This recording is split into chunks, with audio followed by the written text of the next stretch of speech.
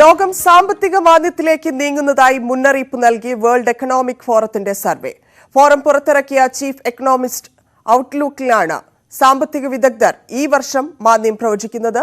അമേരിക്കയും യൂറോപ്പും ധനകാര്യ നിയന്ത്രണങ്ങൾക്ക് തുടക്കമിട്ടെന്ന് വിവരങ്ങൾക്ക് പിന്നാലെയാണ് ലോകം സാമ്പത്തിക മാന്ദ്യത്തിലേക്ക് എന്നുള്ള ആഗോള വിദഗ്ധരുടെ വിലയിരുത്തൽ.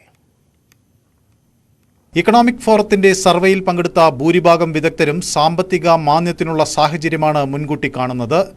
Centre for the new economy and സൊസൈറ്റിയുടെ ചീഫ് എക്കണോമിസ്റ്റ്സ് ഔട്ട്ലുക്കിന്റെ ജനുവരി ലക്കത്തിലാണ് പഠനം പുറത്തുവന്നിരിക്കുന്നത്. സർവേയിൽ പങ്കെടുത്ത 2/3 ധനകാര്യ വിദഗ്ധരും ഈ നിലപാടാണ് മുന്നോട്ട് വയ്ക്കുന്നത്. 18% സാമ്പത്തിക വിദഗ്ധരും മാന്ദ്യത്തിനുള്ള കനത്ത സാധ്യതയാണ് കണക്കുകൂട്ടുന്നത്. ഈ വർഷം യൂറോപ്പിലും അമേരിക്കയിലും വളർച്ചാ നിരക്ക് കുറയുമെന്നാണ് ആശങ്ക. മാന്ദ്യം കുറയ്ക്കാൻ സംരംഭകർ ചെലവ് ചുരുക്കലിലേക്കും തൊഴിലാളികളുടെ എണ്ണം കുറയ്ക്കുന്നതുപോലുള്ള നടപടികളിലേക്കും നീങ്ങുമെന്ന് പഠനം മുൻകൂട്ടി കാണുന്നു. കഴിഞ്ഞ മാസമാണ് എക്കണോമിക് ഫോറം സർവേ നടത്തിയത്. നിലവിലെ സാമ്പത്തിക സാഹചര്യം പരിശോധിക്കുന്നതിനും പുതിയ ധനകാര്യ സാധ്യതകൾ ആരായുന്നതിനും വേണ്ടിയായിരുന്നു സർവേ. സാമ്പത്തിക നയരൂപീകരണത്തിന് തയ്യാറെടുക്കുന്നവർക്കും വ്യാവസായിക പദ്ധതി ആവിഷ്കരിക്കുന്നവർക്കും മാർഗനിർദ്ദേശം നൽകുക എന്ന ലക്ഷ്യത്തോടെയാണ് ഫോറം പഠനം നടത്തിയത്. ധനതത്വ ആസൂത്രണത്തിൽ മുൻഗണനാക്രമം നിശ്ചയിക്കുന്നതിൽ ആഗോള വിദഗ്ധരുടെ ഈ നിലപാട് നിർണായകമാവുകയാണ്. അന്താരാഷ്ട്ര നയതന്ത്ര പ്രതിസന്ധികളും യുദ്ധവും ചില മേഖലകളിലെ സംഘർഷാവസ്ഥയും ആഗോള സാമ്പത്തിക മേഖലയിൽ ചെറുതല്ലാത്ത സമ്മർദ്ദമാണ് ചെലുത്തുന്നത്. മാന്ദ്യം സമ്മർദ്ദം വർദ്ധിക്കുന്നതിന് വഴിവെക്കും. എന്നാൽ മാന്ദ്യത്തിന് കാര്യമായി സാധ്യത ഇല്ല എന്ന് കരുതുന്ന സാമ്പത്തിക വിദഗ്ധരും ഉണ്ട്. ലോക എക്കണോമിക് ഫോറത്തിന്റെ സർവേയിൽ പങ്കെടുത്ത ചെറിയ ഒരു വിഭാഗം ധനതത്വ വിദഗ്ധർ മാത്രമേ മാന്ദ്യത്തിനുള്ള സാധ്യത തള്ളിക്കളയുന്നുള്ളൂ. Business desk, news 18. Manu Bharat ചേരുന്നുണ്ട് കൂടുതൽ വിവരങ്ങളുമായി. മനു, എന്തുകൊണ്ടാണ് ഈ വർഷം ആഗോള മാന്ദ്യത്തിന് സാധ്യതയുണ്ടെന്ന് ലോക സാമ്പത്തിക ഫോറം വിലയിരുത്തുന്നത്? ഭക്ഷ്യമേഖലയിലും ഊർജ്ജ മേഖലയിലുമുള്ള പ്രതിസന്ധി തന്നെയാണോ പ്രധാനമായി കാരണമായി പറയുന്നത്? 2-3 പ്രധാന ഘടകങ്ങൾ ഇതുമായി ബന്ധപ്പെടുത്തി ഈ സർവേയിൽ പ്രതിപാദിച്ചിട്ടുണ്ട്. അതിൽ സുപ്രധാനമായുള്ളത് യൂറോപ്പിലും മറ്റ് നിലനിൽക്കുന്ന സംഘർഷ അവസ്ഥയും അതുപോലെ യുദ്ധാനന്തര സാഹചര്യവും ആണ് ഒരു പ്രധാന വിഷയമായി ഉയർത്തിക്കാണിക്കുന്നത്. അതോടൊപ്പം ഈ പോസ്റ്റ് പാൻഡമിക് സിനാരിയോ, അതായത് ഈ പ്രത്യേകിച്ച് ഈ COVID-19 വ്യാപിച്ചതിന് ശേഷമുള്ളൊരു കാലഘട്ടത്തിൽ വലിയ സാമ്പത്തിക പ്രതിസന്ധി ഉണ്ടായിട്ടുണ്ട് എന്നും സാമ്പത്തിക വിദഗ്ധർ വിലയിരുത്തുന്നു. ഇത് വിവിധ സാമ്പത്തിക വിദഗ്ധർ വിവിധ രാജ്യങ്ങളിൽ നിന്നുള്ളവർക്കിടയിൽ നടത്തിയ ഒരു സർവേയിലാണ് കൂടുതൽ, അതായത് 3-2 വിഭാഗം വരുന്ന സാമ്പത്തിക വിദഗ്ധർ മാന്ദ്യം പ്രവചിക്കുന്നത്. യൂറോപ്പിലും പ്രത്യേകിച്ച് അമേരിക്കയിലും വളർച്ചാ നിരക്ക് കുറയും എന്നാണ് ഇവരുടെ ഒരു പക്ഷം. വളരെ ചെറിയൊരു വിഭാഗം സാമ്പത്തിക വിദഗ്ധർ മാത്രമേ മാന്ദ്യത്തിനുള്ള സാധ്യത തള്ളിക്കളയുന്നുള്ളൂ. ഇത് പ്രധാനമായും ഏഷ്യയെയും അമേരിക്കയെയും അതുപോലെ യൂറോപ്പിനെയും ബാധിക്കും എന്നാണ് ഈ സാമ്പത്തിക വിദഗ്ധരുടെ ഒരു കണക്കുകൂട്ടൽ. ഇതിനെ തുടർന്ന് നിർമ്മാണ ഉൽപ്പാദന ചെലവുകളിൽ കുറവ് ഉണ്ടായേക്കും. അതോടൊപ്പം തന്നെ തൊഴിലാളികളുടെ സംഖ്യ അല്ലെങ്കിൽ തൊഴിലാളികളുടെ എണ്ണം കുറയ്ക്കുന്നതിലേക്ക് സ്ഥാപനങ്ങൾ തീരുമാനമെടുക്കും. അതോടൊപ്പം തന്നെ ഉൽപ്പാദന ചെലവ് കുറയ്ക്കുന്നതും തൊഴിലാളികളുടെ എണ്ണം കുറയ്ക്കുന്നതുമെല്ലാം ഡിമാൻഡ്, വിപണിയിലുള്ള ആവശ്യക്കാരുടെ എണ്ണം കുറയ്ക്കുന്നതിലേക്ക് വഴിവെക്കും. അങ്ങനെ ഇത് സാമ്പത്തിക മാന്ദ്യം ഒരു സൈക്കിൾ പോലെ ഇത് ബാധിക്കും എന്നതാണ് വ്യക്തമാകുന്നത്. മനു, പലയിടത്തും റിപ്പോർട്ടുകൾ കണ്ടു. ഇപ്പോൾ ആഗോളമാന്ദ്യം ഉണ്ടായാലും ഇന്ത്യ അടക്കമുള്ള ദക്ഷിണേഷ്യൻ രാജ്യങ്ങൾ നേട്ടമുണ്ടാക്കും എന്നുള്ളതുപോലെ എന്തുകൊണ്ടാണ് അങ്ങനെ ഇന്ത്യ അടക്കമുള്ള ദക്ഷിണേഷ്യയിലേക്ക് എത്തുമ്പോൾ അവിടെ ഒരു നേട്ടമുണ്ടാകും മാന്ദ്യമുണ്ടായാലും എന്ന് പറയുന്നത്? മാന്ദ്യം സ്വാഭാവികമായി ഉണ്ടാകുമ്പോൾ ഈ ഉൽപ്പാദന ചെലവ്, ഇൻഫ്ലേഷൻ ഒക്കെ യൂറോപ്പിലും അമേരിക്കയിലും വർദ്ധിക്കുന്ന ഒരു കാലഘട്ടത്തിൽ ഇന്ത്യയിലേക്ക് നിക്ഷേപം വരാനുള്ള സാധ്യതയുണ്ടാകും. ചിലവ് കുറഞ്ഞ രീതിയിൽ ഉൽപ്പാദനം ഇന്ത്യയിൽ നടത്താൻ കഴിഞ്ഞാൽ അത് ഈ ആഗോള മാന്ദ്യ ഘട്ടത്തിൽ നമുക്കൊരു നേട്ടമായി പ്രയോജനപ്പെടുത്താൻ കഴിയും. മാത്രമല്ല ഈ കൃഷിയിൽ വലിയ തോതിൽ അടിസ്ഥാനപ്പെടുത്തി നീങ്ങുന്ന, കൃഷിയെ വലിയ തോതിൽ ആശ്രയിക്കുന്ന ഒരു സാമ്പത്തിക ഘടന എന്ന നിലയിൽ ഇന്ത്യക്ക് വലിയ തോതിൽ പിടിച്ചു നിൽക്കാനും കഴിയും. പക്ഷേ കേരളത്തിൻ്റെ സാഹചര്യം ഒരുപക്ഷെ വ്യത്യസ്തമായിരിക്കും. ഉപഭോക്തൃ സംസ്ഥാനമായ കേരളം പല കാര്യങ്ങളിലും വിദേശ രാജ്യങ്ങളെ, പ്രത്യേകിച്ച് യൂറോപ്പിനെയും അമേരിക്കയും ഒക്കെ വലിയ തോതിൽ ആശ്രയിക്കുന്നുണ്ട്. ഫോറിൻ റെമിറ്റൻസ് കുറയുന്നത് ഒരു സാഹചര്യം ഉണ്ടായാൽ അത് കേരളത്തെ ബാധിക്കും. പക്ഷേ മൊത്തത്തിൽ ഇന്ത്യ എന്ന ഒരു രാജ്യം ആ നിലയ്ക്ക് പരിശോധിക്കുമ്പോൾ ഒരുപക്ഷെ സാമ്പത്തിക മാന്ദ്യം ഇന്ത്യയെ കാര്യമായി ബാധിക്കില്ല. പക്ഷേ കേരളത്തിൽ അത് പ്രതിഫലനങ്ങൾ ഉണ്ടാക്കും എന്ന കാര്യത്തിൽ. പക്ഷേ ഇപ്പോൾ ഇന്ത്യയെ സംബന്ധിച്ച് ഈ കയറ്റുമതിയാണ് പ്രധാനമായി വരുന്നത്. അത് കഴിഞ്ഞ ഡിസംബറിൽ വന്നിരിക്കുന്ന കണക്കനുസരിച്ച് 12.2% കുറഞ്ഞു എന്നാണ് കണക്ക് വരുന്നത്. അത് രാജ്യത്തെ ബാധിക്കില്ലേ കയറ്റുമതി?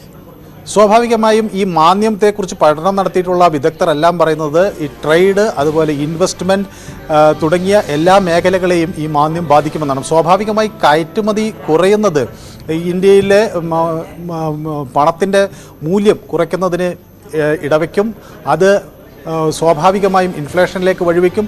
അങ്ങനെ ഇത് ഈ സാമ്പത്തിക മാന്ദ്യം എന്നത് അല്ലെങ്കിൽ ഒരു എക്കണോമിക് സിറ്റുവേഷൻ എന്നത് ഒരു സൈക്കിളാണ്. അത് ഒന്ന് മറ്റൊന്നുമായി വളരെയധികം ബന്ധപ്പെട്ട് കിടക്കുന്നു. ചിലപ്പോൾ അത് അൺപ്രഡിക്റ്റബിളുമാണ്. അത് ഓരോ വിഷയങ്ങൾ മറ്റൊരു വിഷയവുമായി ബന്ധപ്പെട്ട് തന്നെയാണ് കിടക്കുന്നത്. അതുകൊണ്ട് തന്നെ കയറ്റുമതി കുറയുമ്പോൾ അത് മൊത്തത്തിൽ അത് എക്കോണമിയെയും വിപണിയെയും അത് മൊത്തത്തിൽ ബാധിക്കും. ഒപ്പം തൊഴിലില്ലായ്മ വർദ്ധിക്കുമ്പോൾ അത് വിപണിയെ ബാധിക്കും. നിക്ഷേപങ്ങളിൽ കുറവ് വരുമ്പോഴും അതും എല്ലാം പല ഫാക്ടേഴ്സ് ഈ എക്കോണമിയെ പല തലത്തിൽ ബാധിക്കും. അതുകൊണ്ട് തന്നെ ഈ സാമ്പത്തിക മാന്ദ്യം എങ്ങനെ ഒരു പ്രതിഫലനം ഇന്ത്യയിൽ ഉണ്ടാക്കുമെന്നതിനെക്കുറിച്ച് ഇന്ത്യ കുറെ കൂടി ഒരു മാക്രോ എക്കോണമി എന്ന നിലയിൽ കുറേ ഫാക്ടേഴ്സ് ഇന്ത്യയിൽ ഒരു പ്രധാന ഘടകമാണ് എന്ന നിലയിൽ അത് എങ്ങനെ ബാധിക്കും എന്നത് നമുക്ക് കാത്തിരിക്കേണ്ടി വരും. ഇതിൽ മറ്റൊരു കാര്യം മനു, എനിക്ക് തോന്നി ഈ മാന്ദ്യം മുന്നിൽ കണ്ടുകൊണ്ട് സാമ്പത്തിക ഞെരുക്കം ഉണ്ടാവുന്നു. ആ ഒരു ആഘാതത്തിൽ ഈ ആഗോള ബിസിനസ്സുകാർ എന്തായിരിക്കും? ചെലവ് ചുരുക്കൽ നടപടികളായിരിക്കും സ്വാഭാവികമായിട്ടും. അത് എത്തരത്തിലൊക്കെ ആയിരിക്കും ഇവർ നടപ്പാക്കാൻ പോകുന്നത്?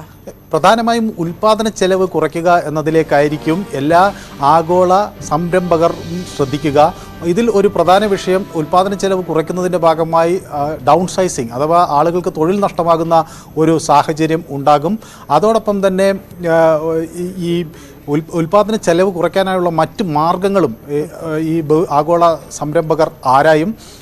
ഈ ഡിമാൻഡ് കുറയുന്നത് അവരെ ബാധിക്കുമെന്നുള്ളത് കൊണ്ട് തന്നെ ആവശ്യക്കാരുടെ എണ്ണം വർദ്ധിപ്പിക്കാനുള്ള സ്റ്റിമുലസുകൾ ഉണ്ടാകേണ്ടിയിരിക്കുന്നു. അത് വരാത്തൊരു ഘട്ടത്തിൽ ഉൽപ്പാദനം തന്നെ കുറയുന്നൊരു സാഹചര്യം ഉണ്ടാകും.